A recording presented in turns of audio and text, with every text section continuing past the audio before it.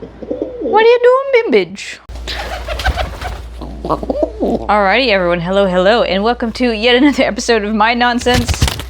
And B-Log's very murderous nonsense today. He's very upset because we're trying to keep him out of our shoe rack, which he has decided is his new nest, and every shoe his new wife.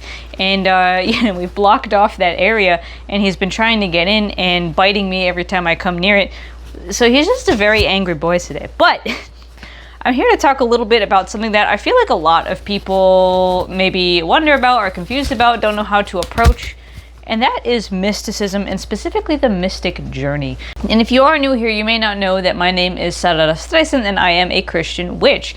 In fact, I am a writer, educator, content creator, and specifically a writer of these two books right here, which you may have seen, which are all about, Christian witchcraft and what that means and what the Bible actually says about witchcraft. And specifically with book 2, we do talk about the mystic journey, what it is, what it might look like for you, what it might feel like for you, and some of the areas of deconstruction and just regrouping that you might experience in that. So in a specifically Christian paradigm, this book does cover a lot of that, and it specifically follows the format of a Christian mystic and Saint Teresa of Avila. It borrows the structure of her work called The Interior Castle, where she likewise was put to task to lay out this similar kind of journey.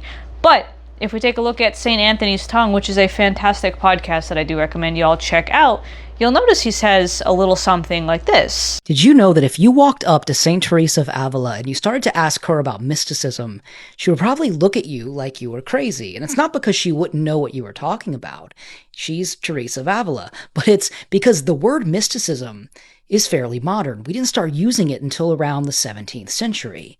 But it wouldn't just be Teresa of Avila who's unfamiliar with that term. I feel as if many Catholics were never taught what the word mysticism really means. Because you were probably taught that mysticism is all about apparitions and stigmatas and the spiritual fireworks. But mysticism is not about that. Mysticism is actually much more subtle and simple. Many Catholic theologians would describe it as this. Mysticism is a transformative awareness of God's presence in our lives that increases our love of God and our love of neighbor. Therefore, viewing the faith through the eyes of the mystics changes everything, because no longer is our faith a list of rules or checklists. Now our faith is a slow unfolding, a slow, transformative awakening to God's presence. I just started a new series on my YouTube channel where we explore mystical theology through certain vocabulary words, and our first episode is on the word mysticism. So I hope you consider checking it out. God bless. There's that idea, right, that we call it mysticism today, but really a lot of these saints and such wouldn't necessarily recognize it as that or call it that. They'd call it something else, but the vibe is still very much the same. With that said, again, if y'all don't want to grab books right now, obviously that's fine. We're going to talk a little bit about stuff like this here right now, but also you can absolutely go ahead, like the video, subscribe, and ring the bell, because we do post videos on these topics every single Friday. And also, if you like these videos and you want to support the work I do even more, then you can always head over to my Patreon, where I post videos like this 2 weeks early and ad-free, along with a lot of other stuff. I may have forgotten to mention that this is also B-Log's special chair, so I'm not allowed to go near the shoe rack, I'm not allowed to go in my own chair. He has laid claim basically to the entire living room. But nonetheless, the mystic journey, what actually is it? To put it very simply, the mystic journey is the journey that you will inevitably go on if you are serious about encountering God in any way. And obviously there are a lot of other books on this besides just, the one that Mimi and I wrote. The one Mimi and I wrote very specifically goes on that more like witchy perspective, a Christian witch's lens specifically. We kind of combine that mansion system St. Teresa has with, some of the major arcana of tarot, and kind of intertwine that narrative in there along with other explanations. But other books that just straightforwardly talk about mysticism, especially in the context of other mystics like St. Teresa, St. Julian, St. Hildegard von Bingen, St. John of the Cross, are ones like Growing into God by John R. Mabry. This was my first actual overview of it, and this one is written for folks who get really lost with all of the big theological language. This guy is a teacher himself. He knows that some of those first year texts even can still get really dense. He wrote this as just a layman's way to understand more succinctly what mysticism is about. And likewise, Carl McColman's Big Book of Christian Mysticism. It digs really deep into that whole topic, references more saints, more mystics, and kind of says overall the same thing that Mabry is saying. It's more of an overview, but it's got a little bit more context and information and some actionable things you can do to kind of get into that mysticism, and also things to do if maybe the mystic life is not for you. Other really good books on mysticism that you might want to check out depending on your comfort level with this material are The Essential Writings of Christian Mysticism. This one is an anthology by Bernard McGinn. Really, really good, but the thing is that it is select excerpts of the actual saints themselves. So you're getting writings from people, who even knows? Like St. Teresa, like St. Catherine of Genoa, like all these other folks in here who are just really kind of dense writers because they're writing in like the medieval times and this is all being translated, so it's pretty stuffy and dense. Then we also have Christian Mystics 365 Readings and Meditations put together by Matthew Fox. This one's going to be a little bit easier because they are meant to just be little snatches that you might read like one a day and just kind of meditate on, focus on, right? Like a paragraph at a time or something. And Matthew Fox puts his own kind of thoughts and ideas into that as well. So this might be a little bit easier to digest if you are very, very new to mysticism. If you've been around the block a few times, this is definitely a better one that has more content just direct from the mystics themselves. But still, right, what we find between them all, regardless of what level you start on, regardless of whether you're coming from a strictly Christian lens or a witchy lens or whatever, the mystic journey is one that is full of trials and tribulations, because the point of the mystic journey is to shatter your understanding of the world that you have now and all of the illusions that you've unknowingly baked in. And don't think this is just something you could do only if you are a witch or, a Christian or something. Anyone can go on this kind of journey. This kind of mystical journey, it exists in all religions, it exists in all paradigms. Even if we go all the way to the opposite, or rather what people think is the opposite of Christianity, right? And we go towards, demons, demonolatry, the left-hand path, occultism.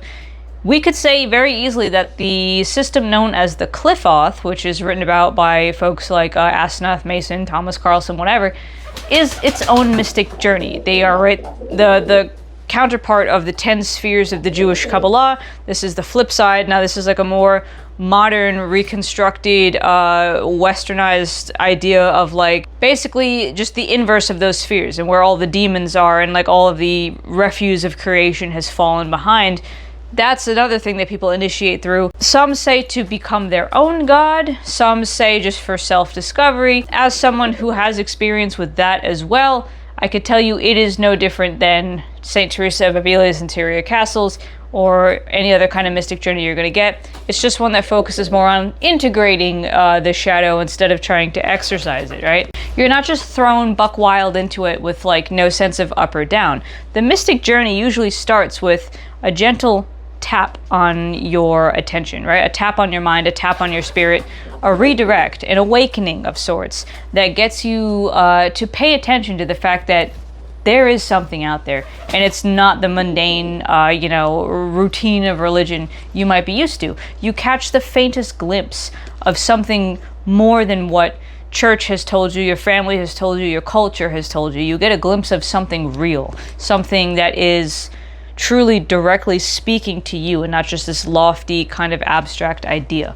And so Mabry will, chart that journey out, and he points that out, that this awakening period is when you just start to feel like you're missing something and like you're seeking something, like you're chasing for something, right? That's the very beginning of that mystic journey. You are exposed to something new, something beautiful. You don't know what it is yet, but you're going to chase after it, you're going to run after it. And the thing is, though, that is only the beginning. And that's probably the nicest part of the journey. That's the most exciting, right? That new experience, that novelty of it all. But as Mabry points out, then there are points where we get some darker moments. Mabry calls them two different things. He calls them the dark night of the senses, and then we have the dark night of the soul. The dark night of the senses is when, you start realizing there's more out there, and all of this mundane world now feels boring to you. And this we see reflected in a lot of the lives of saints, right? For example, Saint Ignatius of Loyola was a really cool soldier. I mean, he was a soldier, right? There's not really much that's like super cool about soldiers in general, but when I say really cool, I mean like he thought he was really cool. He was this really big shot soldier. He had like, money and fame, he was doing all this stuff, blah, blah, blah. But like in war one day, he got his leg blasted off by a cannonball, and oops, you know, as one does, I guess, in that time. And so he was bedridden for a long time and figuring out how to live again. And in that time, he had a lot of thoughts. He was never particularly religious, but in that time he started to, you know, maybe pick up some of the words of the church fathers, of the saints. And he was very, very interested in that in a time when he could do very little else and had nothing else really to talk about, right? He didn't find any interest in any of the other goings-ons of life at that point. He was interested solely in getting a deeper understanding of God and getting more into prayer, getting more into scripture, getting more into the church history and all this kind of stuff. And that was that dark night of the senses, when everything else about the average daily experience, about life itself, seems kind of boring, and you find yourself wholly consumed by wanting to get closer to God, to know more about God, to learn more about that, right? This is different from anhedonia, which is a genuine medical condition in which one just stops finding pleasure in all things, right? Like, just doesn't feel like being alive anymore, doesn't feel like there's any point in experiencing anything.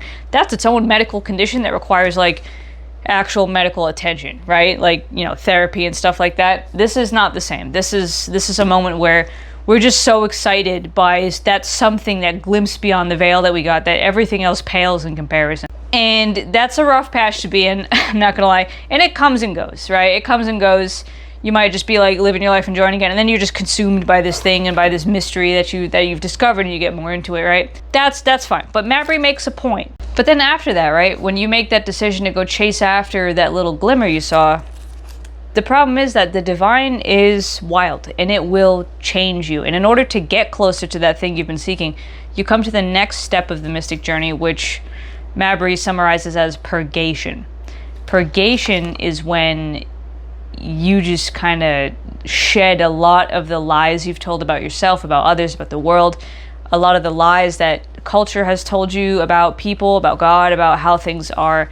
You start realizing there's a lot of work for you to do, right? And you start realizing that a lot of what you're told isn't correct, and that brings us into the dark night of the senses. And you know, that sounds all well and good, right? With all the you know, dark night of the senses, the purgation, we're stripping away these false bits of ourself and all that. That's great. But Mabry makes a point that there is now a time where if you're not in it to win it, you can turn back. You can turn back, you can pretend this never happened, you can move on. And this now comes on that cusp between illumination, which is the third part, and union. So the third and fourth parts of this 4-part mystic journey, right? Awakening, purgation, illumination, and union. Illumination is about realizing God. And so about that, Mabry says, it is in the illuminative state that the mystics spend most of their time, and it is on this state that they waste most of their ink trying to describe it.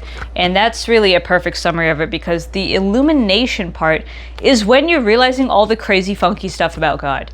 Now that you've purged yourself, right? Purgation of all of these false images and false ideals. Illumination is what fills your head after, when God is now able to get to you more directly. The problem with that is, though, is that the fourth phase, union, as that word implies, is you kind of fusing, merging with God, merging your will with God's, really kind of fading out your own ego and putting yourself at the feet of God, in the service of God, right? And that's very difficult. And that's very hard, because the things God asks us to do are things that even the so-called righteous and faithful have struggled with and struggled to accept for centuries. When Jesus is going off on the Pharisees, it's not just because he wants to bully people, it's because the Pharisees are the kind of people who think that they can control you know, their world and serve their own will through the way in which they performatively serve their God. Granted, of course, there's more nuance to talk about with the Pharisees. This isn't all the Pharisees are about. Very uncharitable view of the Pharisees we get in the Bible, when one could say that they are just trying to do their best, as their ancestors have done, because they're told that the more strict you are with your faith, the better things will be, right? So we could give them some grace there.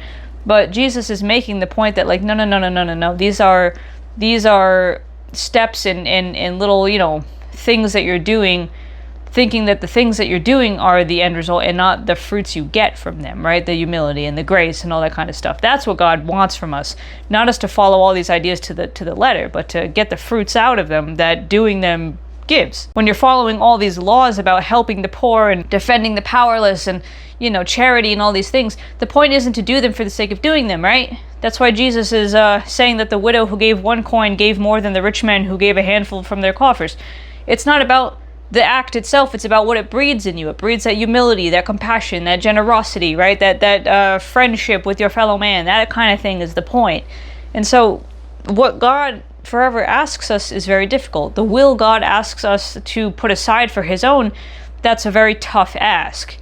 And time again, we see people just cannot handle that. And so Mabry says, at that point, you might discover a dark night of the soul, which is the roughest of the rough, following God into the darkness, he calls it. It's at this point that everything people have ever told you about God has fallen away. You have had now enough experience with God directly to realize that, oh boy, he's something way different than you ever thought possible. You yourself as a person are something way different than you've ever been told by institutions or anything else like this. And it's in this dark night where now God's going to jump across this chasm, right, this big canyon, and ask you to join him on the other side. But the problem is, you can't just float across that. You have to go down into the dark, into the deep, into all of the vice and the terror and the mess and the cruelty and the hurt and the just disaster in order to go get to him.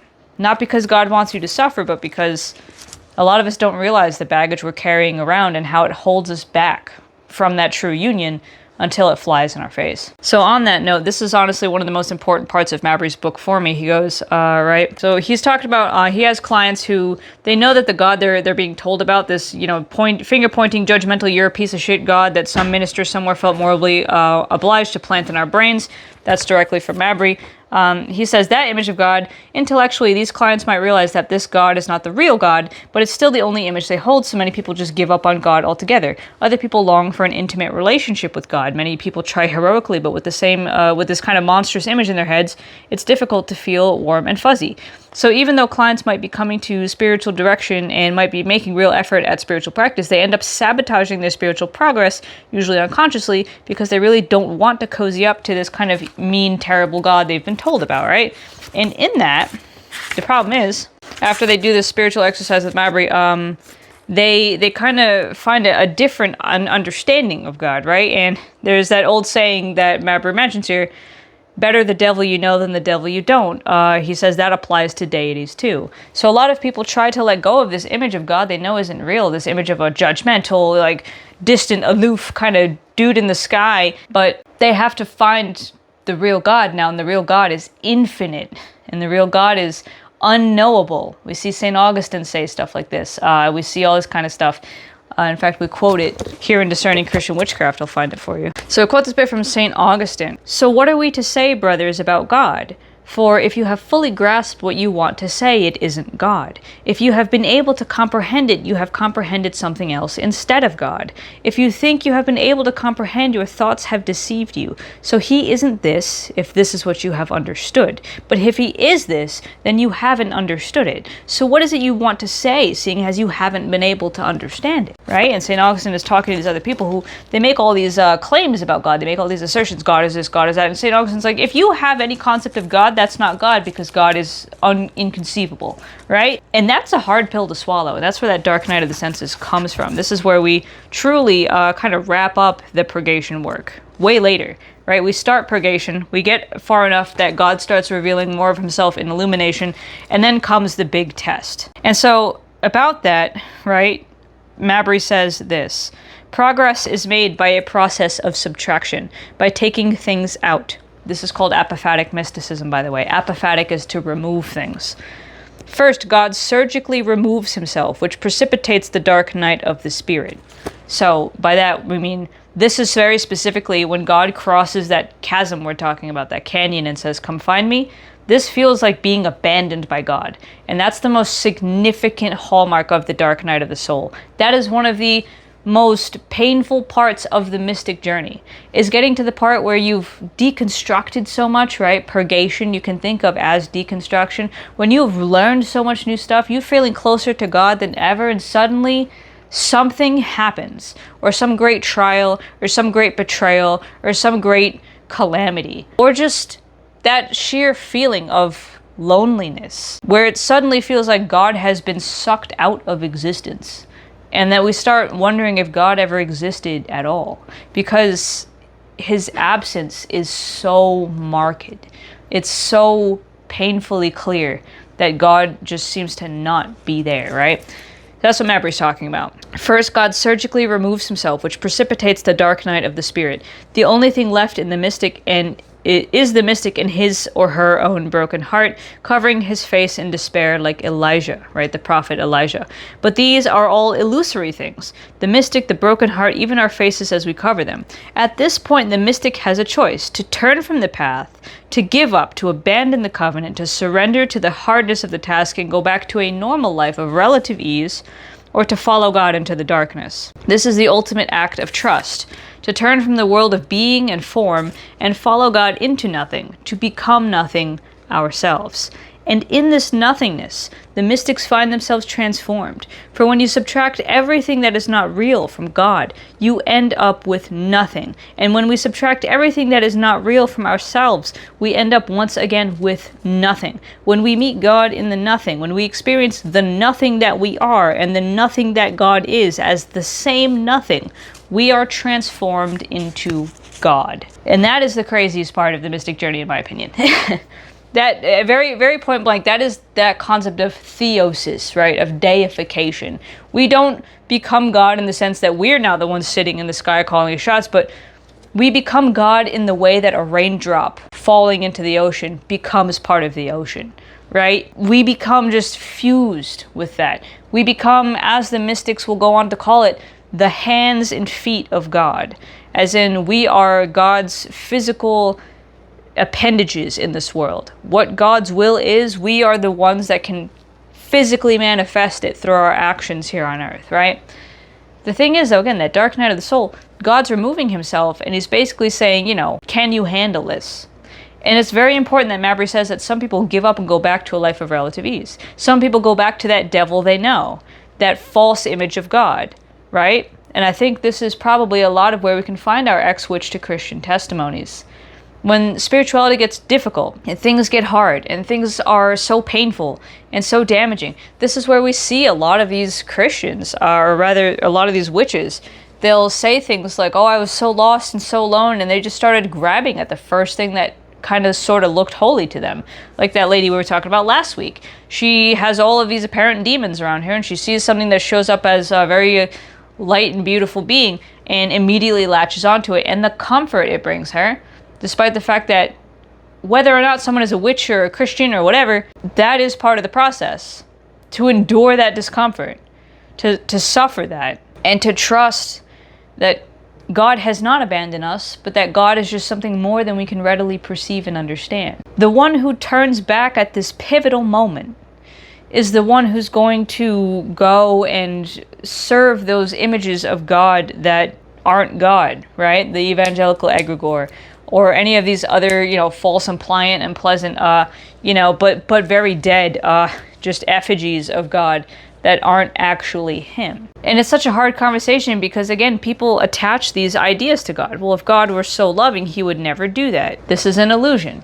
God is infinite, and infinity is effectively the void, is the nothingness that Mabry's talking about. When we just take away all of these false images from God, all of his false, well, if God was X, he would do Y. When we take all of these assertions away, we realize that God's infinity looks like the empty abyss, looks like nothing, because it is inconceivable, incomprehensible. And us ourselves, we are more than everything we ascribe to ourselves, more than every label, more than every face, more than all of that. And when we too are made in the image of an infinite God, then it stands that we too are infinite. And it stands also that if infinity is the void, that we too are nothing. That God and us are nothing together. We are no one thing, right?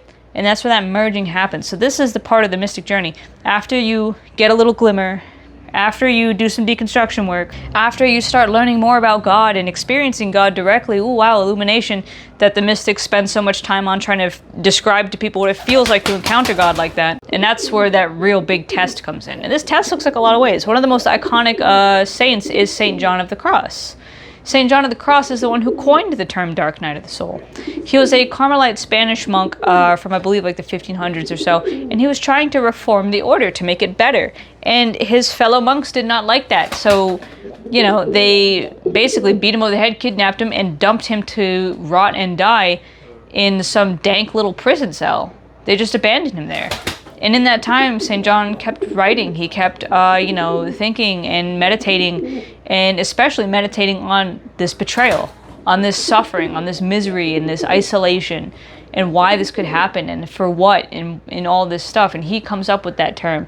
And he gets out to the other side. He gets out of the prison, first of all, and he also gets out to the other side of that dark night of the soul. And he realizes, I was never abandoned by God.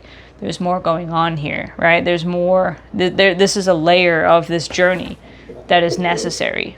Doesn't mean that you're going to get kidnapped by your friends and thrown into prison, hopefully. But it's one of those things, right, where suddenly the floor just kind of drops out from underneath us. And everything we thought we knew is just gone. It's just gone, right? And more so than in the dark night of the senses. Now it's not a trifling thing. And it's that gravity, right? Where like the dark night of the senses is like almost like a petulant version of the dark night of the soul. The dark night of the soul is serious business. It's like really harsh stuff to deal with and difficult to endure. Whereas the dark night of the senses is just like that frustration, that chafing, but I know I could get more. I know there's more than this, right? So, but then again, that last phase being union means you have merged with God. You've merged your will with God.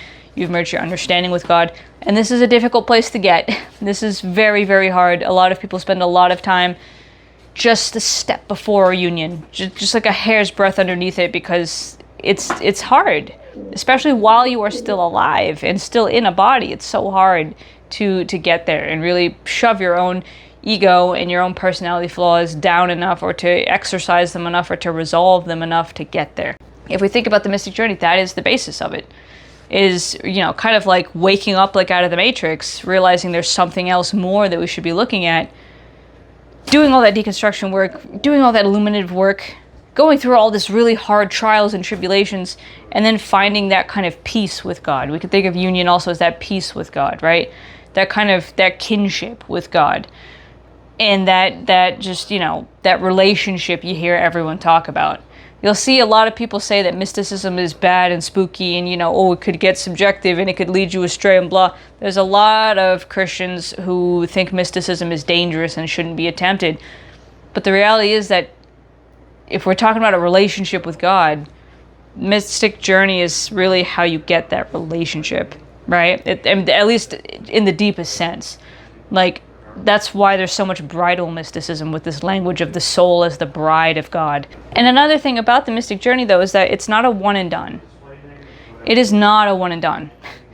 Every time you learn something new, every time you go through a new phase of life, you can do this again. If you've ever played games like Dark Souls or Elden Ring, actually, you might find this comparable. But when you play these games, you can actually go all the way back to the start, right? Like once you beat the game, it'll say like, hey, do you want to do New Game Plus? And New Game Plus starts you right back at the beginning of the game, but you have all of your armor and all of your weapons from your previous playthrough. You have all of your skills and your levels from your previous playthrough.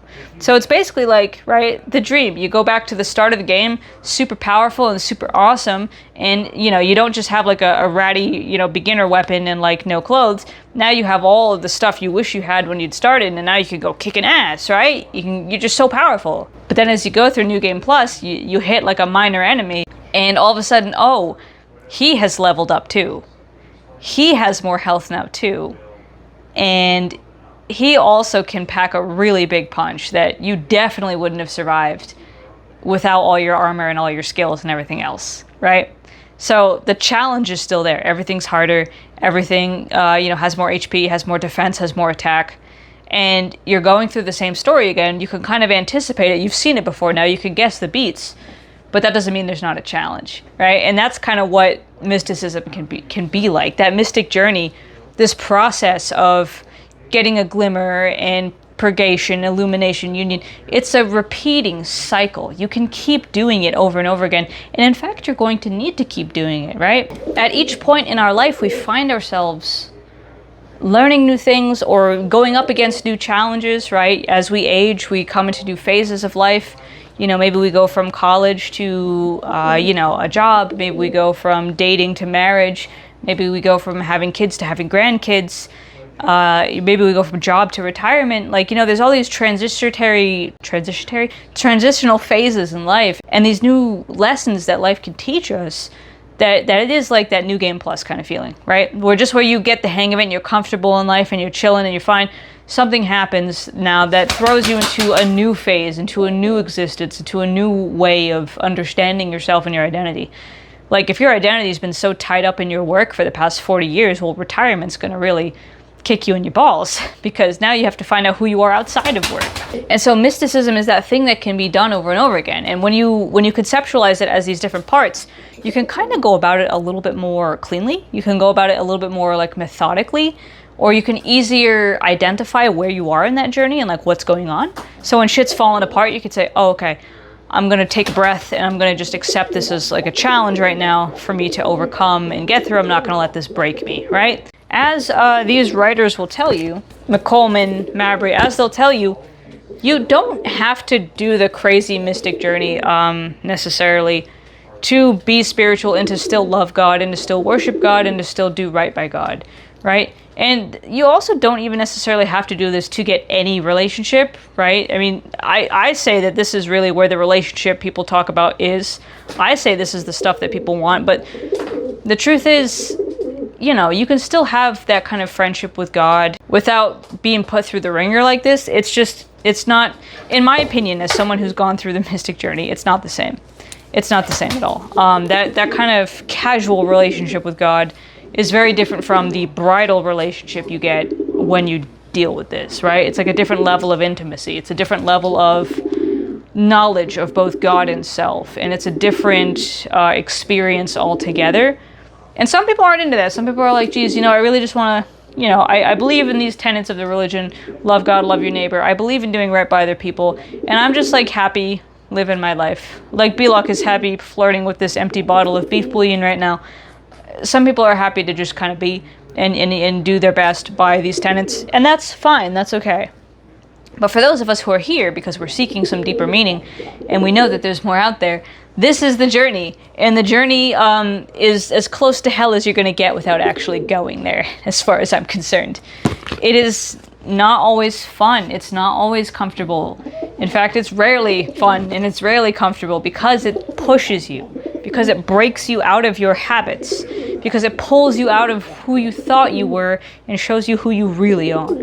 The mystic journey is one of the most beautiful things I think one can go on, and it's so hard, it's so difficult, because it's all about understanding that the world around you is not nearly as intense or as important as you think it is. That your own face is not necessarily you, right? I could tell you it's also very difficult to maintain your sanity on the mystic journey, because you start feeling like your face is just a wooden mask on your soul that you want to take off sometimes and find out who you really are underneath it. It's hard. It's not easy. It's not easy to stay sane. It's not easy to stay grounded. It's not easy to, stay faithful. A lot of people turn away from the faith altogether in this, right?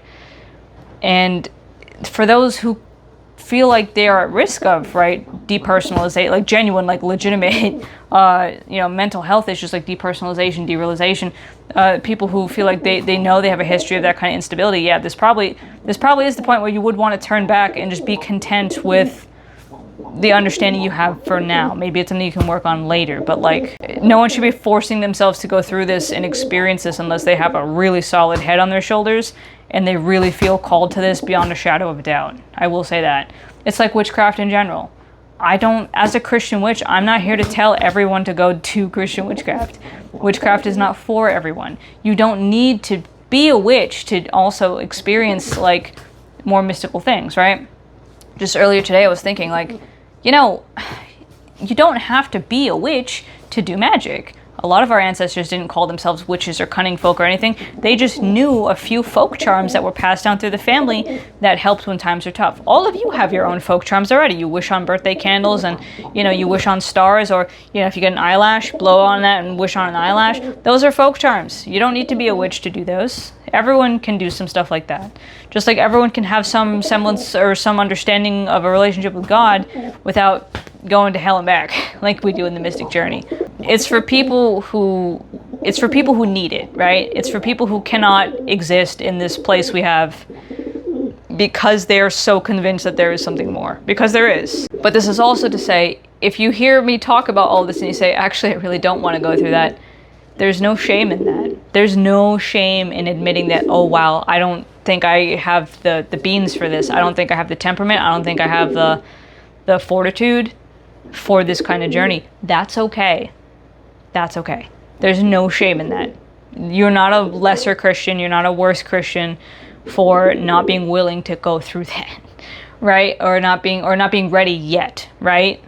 It's, again, you can still have that relationship. I personally, again, this is my opinion, I'm saying it's not the same relationship. That's because it's what I've experienced. That doesn't mean the relationship you have isn't worthy. It doesn't mean the relationship you have isn't good or isn't real. It just means it's not the same depth, right? Like the relationship you have with your friend isn't the same relationship you have with your lover, right? It's still love. We still love each other. We'll still be there for each other through thick and thin, but it's not the same level of intimacy. Is kind of what I'm getting at, you know what I mean? So don't feel bad if you're listening to this and you're like, holy shit, no, I don't want to do that. Understandable. That's most people's reaction, especially if you listen to McColeman. A lot of people don't, but he does have some tips as to what you can do instead, and those are things like, go to church, find a faith community, right? Like find people to do this with. You're not supposed to be a Christian alone. The whole thing of Christianity is communal. You're supposed to go do this with other people, right? You're supposed to find the right people to hang out with. You're supposed to do all that kind of stuff. And you're supposed to actively practice your religion. And practice means more than just sit there and pray or read your Bible. Practice means like go volunteer, go find activist causes that you believe in, go find ways to love your neighbors and love your community. Like practice the religion is more than just prayer and more than just going to church. It's also just like the way in which you conduct yourself in everyday life and the way in which you love other people, right? That in itself is spiritual practice. How you love yourself, how you love your neighbor is spiritual practice, and that's a large part of it. And maybe over time, as you get more into that, you'll see more and more of those glimmers. As we have Jürgen Moltmann here, Jürgen Moltmann himself says, you're not going to find Jesus in the church. You're going to find Jesus in the slums. You're going to find Jesus with the people who are hurting and the people who are broken. By serving them and helping them and loving them, you're going to find a closer and brighter relationship with God. I just wanted to talk about that because I feel like, the mystic journey is something we reference a lot, but we don't really go over it. And I feel like if you were looking for, specifically for a Christian witch's explanation of it, that's what this book, Discerning Christian Witchcraft, is all about. But if you were not a witch and you don't really care about witchcraft and you don't want witchcraft, that's okay. There's tons and tons of stuff as we pulled up, right? Big Book of Christian Mysticism, Growing into God, those other two anthologies of mystic works I showed. All of those are also very, very helpful in figuring out what you're doing, what's going on, getting a general overview, and then getting more specific excerpts from saints and mystics on certain topics, right? All of that's very helpful as well. So, if you've been thinking about mysticism, please also note this is not the same as Gnosticism. Gnosticism is a different thing which to talk about at a different time. Not the same thing as Gnosticism at all. But if you want to get more into mysticism and stuff like that, and you've been thinking about it, I hope this can help you kind of figure out what it is you would be getting into, and what it looks like, and what it feels like, and whether or not this is actually something you have the time and energy to undertake right now. So, I hope this was helpful, and I'll see you guys next time for some more good chats. See ya!